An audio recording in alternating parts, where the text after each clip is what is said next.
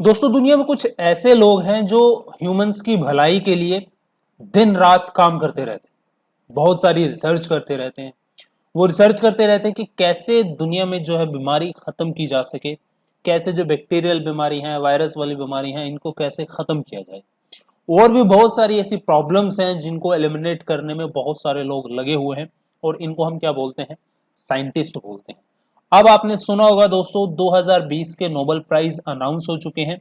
तो उसमें आपने ध्यान दिया होगा केमिस्ट्री के नोबेल प्राइज, केमिस्ट्री का नोबेल प्राइज भी अनाउंस हो चुका है। तो आपने क्या ये जानने की कोशिश की है कि केमिस्ट्री में ये जो नोबेल प्राइज मिला है, आखिर किस चीज के लिए मिला है? आखिर ऐसी कौन सी टेक्नोलॉजी या कौन से रिसर्च इन्होंने जो है डिस्कवर की है, जो आगे चलकर हमारे लिए एक वरदान साबित हो सकती है? वो मैं आपको इस वीडियो में सरल भाषा में बताने वाला हूं। चलिए इस वीडियो को आगे बढ़ाते हैं और इस चीज को जानते हैं। तो इस स्टडी को जानने के लिए, इस टेक्नोलॉजी, इस इनोवेशन, इस डिस्कवरी को जानने के लिए सबसे पहले आपको चार चीजें पता होनी चाहिए। कौन सी? पहली होती है जीनोम, ठीक है। दूसरी होती है जीनोम एडिटिंग, तीसरी है क्रिस्पर और चौथी है कैस9। तो सबसे पहले हम बात करते हैं जीनोम की। जीनोम क्या होता है? हम अपना एग्जाम्पल लेते हैं। आप जानते हैं हमारे अंदर जेनेटिक इंफॉर्मेशन है, ये तो हम बचपन से ही हम पढ़ते हैं साइंस की बुकों में कि हमारे अंदर जेनेटिक इंफॉर्मेशन स्टोर होती है, माता पिता से हमें गुण मिलते हैं जेनेटिक। तो वो सारी जेनेटिक इंफॉर्मेशन जो स्टोर होती है हमारी बॉडी के अंदर, कहाँ पे होती है? वो जीनोम में होती है, ठीक है। और इसको हम क्या बोलते हैं? जो स्टोर्ड होती है डीएनए की फॉर्म में होती है ना हमारे अंदर जेनेटिक इंफॉर्मेशन, और उनको हम क्या बोलते हैं? उनके ग्रुप को, उनको बोलते हैं हम क्रोमोसोम, ठीक है। अब दूसरा मैंने आपको बताया था जीनोम एडिटिंग। अब ये जीनोम एडिटिंग क्या होता है? देखिए, समझिए, यहाँ पे समझिए, जहाँ पे ये फिगर आपको दे रखा है। सोचिए ये आपका डीएनए है और आपको एक जेनेटिक बीमारी है। फॉर एग्जाम्पल आपको मान लीजिए कलर ब्लाइंडनेस है, ठीक है। तो आपके डीएनए का ये पार्ट है कुछ ये वाला, ठीक है, जिसकी वजह से आपको ये जेनेटिक डिसऑर्डर है कलर ब्लाइंडनेस का। अब मैं क्या करता हूं, इस डीएनए पार्ट को हटाकर, ठीक है, यहाँ पे प्रोग्राम डीएनए यानी कि एक नया डीएनए इंसर्ट कर देता हूं। तो ऐसे में ये जो डीएनए की जो पहले सीक्वेंस थी, ठीक है, वो चेंज हो जाएगी और अब हमारे पास एक डीएनए की नई सीक्वेंस होगी, जिसकी वजह से आपकी बॉडी के अंदर अब कलर ब्लाइंडनेस खत्म हो चुकी है। ये तो मैं बात कर रहा हूं उस लेवल की, बहुत एडवांस लेवल की। ये लेवल आपको फिल्मों वगैरह में देखने को मिलेगा, हॉलीवुड की। लेकिन फिलहाल ये जो टेक्नोलॉजी है अभी जिसकी मैं बात कर रहा हूं, ये टेक्नोलॉजी हमने सिर्फ प्लांट्स और एनिमल्स के ऊपर ही इसका यूज किया है, ठीक है। ह्यूमंस के ऊपर अभी हमने इसका यूज करना नहीं शुरू किया है। आगे बढ़ते हैं। मैं आपको बता रहा था तीसरी चीज, तीसरी चीज है क्रिस्पर। क्रिस्पर यानी कि CRISPR। तो इसकी फुल फॉर्म क्या है? सबसे पहले तो ये जान लीजिए, इसकी फुल फॉर्म है clustered regularly interspaced short palindromic repeats. तो आपने यहाँ पे देखा कि लास्ट में एक वर्ड आया हुआ है रिपीट्स, और ये सारी जो रिसर्च जुड़ी है ये आपकी जीनोम डीएनए से जुड़ी हुई है। तो जाहिर सी बात है ये डीएनए से रिलेटेड कुछ होगा। तो ये जो क्रिस्पर है दोस्तों, दरअसल ये एक डीएनए सीक्वेंस का नाम है। किसका नाम है? डीएनए की सीक्वेंस। और ये जो क्रिस्पर डीएनए की सीक्वेंस है दोस्तों, ये प्रोकार्योटिक ऑर्गेनिज्म में पाई जाती है। अब ये प्रोकार्योटिक ऑर्गेनिज्म क्या होते हैं?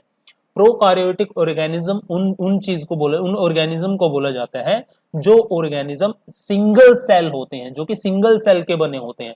उनमें न्यूक्लियस भी नहीं होता, मेम्ब्रेन भी नहीं होती, ठीक है। फॉर एग्जाम्पल हमारा बैक्टीरिया हो गया और आर्काई हो गया। क्रिस्पर आपको पता चल गया।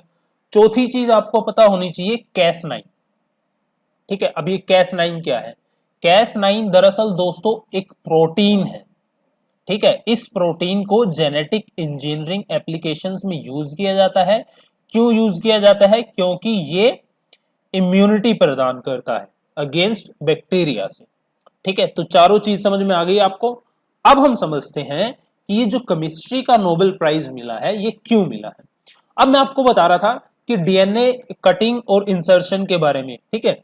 अब समझिए पहले क्या था, 2012 से पहले डीएनए यदि आपको मॉडिफाई करना है प्लांट के अंदर या फिर एनिमल्स के अंदर, तो इस प्रोसेस को यानी कि कटिंग में, इंसर्शन में, ये एक बहुत ही लंबी प्रक्रिया होती थी। इसमें बहुत ज्यादा टाइम लग जाता था। इस चीज को आप ऐसे समझिए, पुराने समय में हम क्या होता था, लकड़ियां, बड़े बड़े पेड़ काटते थे, कुल्हाड़ी से काटते थे, ठीक है। कुल्हाड़ी के बाद फिर हमने आरी का आविष्कार किया। आरी के बाद फिर हमने इलेक्ट्रॉनिक आरी का आविष्कार किया। अब ये जो इलेक्ट्रॉनिक आरी और कुल्हाड़ी में कितना फर्क है, इलेक्ट्रॉनिक आरी आपके पेड़ को झट से काट देती है, तो ऐसे में ये जो आपका एक क्रिस्पर, इस टेक्नोलॉजी को नाम दिया गया है क्रिस्पर Cas9, ठीक है, ये एक कटिंग टूल है। क्या है ये? कटिंग टूल है, यानी कि ये हमारे डीएनए को कट कर देता है बहुत ही आसानी से। ये प्रक्रिया हफ्ते में पूरी हो जाती है, पहले हमें महीनों लगते थे, अब ये प्रक्रिया को हफ्ते में पूरी कर देता है। ठीक है, कैसे ये काम करता है? मैं Cas9 आपको प्रोटीन बता रहा था। फॉर एग्जाम्पल हमने इस पार्ट को कट करना है इस डीएनए के, ठीक है, ये आपको स्ट्रक्चर दे रखा है। तो Cas9 प्रोटीन क्या होता है? Cas9 प्रोटीन आरएनए सेल के साथ मिलकर एक कॉम्प्लेक्स बना लेता है और कहां पे अटैच हो जाता है? यहाँ पे जो हमारा टारगेटेड पार्ट है उसको कट करने का। तो यहाँ पे जो हमारा Cas9 आरएनए कॉम्प्लेक्स होता है वो मिलके जो हमारा ये डबल स्ट्रैंडेड डीएनए है इसके इस पार्ट को कट कर देता है। तो यहाँ पे देखिए ये वाला पार्ट क्या हो गया आपका? कट हो गया। ये सारी प्रक्रिया आपको देखने में भी आसान लग रही है, लेकिन ये सारी प्रक्रिया लैब में कंट्रोल्ड की जाती है। ठीक है, इस चीज का ध्यान रखना है आपको। ये तो आपको अभी देखने में आसान लग रहा है, ठीक है। अब क्या होता है? मैचिंग प्रोग्राम के चलते जो आपको डीएनए इंसर्ट करना है वो यहाँ पे हम नया डीएनए क्या कर देते हैं? इंसर्ट कर देते हैं। तो ये जो क्रिस्पर Cas9 टेक्नोलॉजी है ये ऐसे वर्क करती है। अब ये आज की नहीं है, ये 2012 से डिस्कवर हो चुकी है। अब इसमें बहुत सारे डेवलपमेंट आए हैं, ठीक है। अब हम जानते हैं कि ये जो टेक्नोलॉजी है हमारे लिए क्या यूजफुल हो सकती है, हमारी डेली लाइफ के लिए क्या यूजफुल हो सकती है। अब जैसे मैं आपको बता रहा था कि ये एक कटिंग टूल है, हमारे डीएनए को जल्दी कट कर देता है, उसको मॉडिफाई करने में हमें आसानी होती है इसकी मदद से। अब आप सोचिए यदि हम ऐसा कर पाते हैं तो क्या क्या हम कर सकते हैं डेली लाइफ में। हम अब एग्जांपल लेते हैं, जेनेटिक बीमारियां जो होती हैं, हीमोफीलिया जो होता है, अभी मैं आपको कलर ब्लाइंडनेस बता रहा था। सोचिए यदि हम डीएनए को कट करके उसको मॉडिफाई कर दें, उसकी सीक्वेंस को मॉडिफाई कर दें, तो हम इन बीमारियों को एलिमिनेट कर सकते हैं।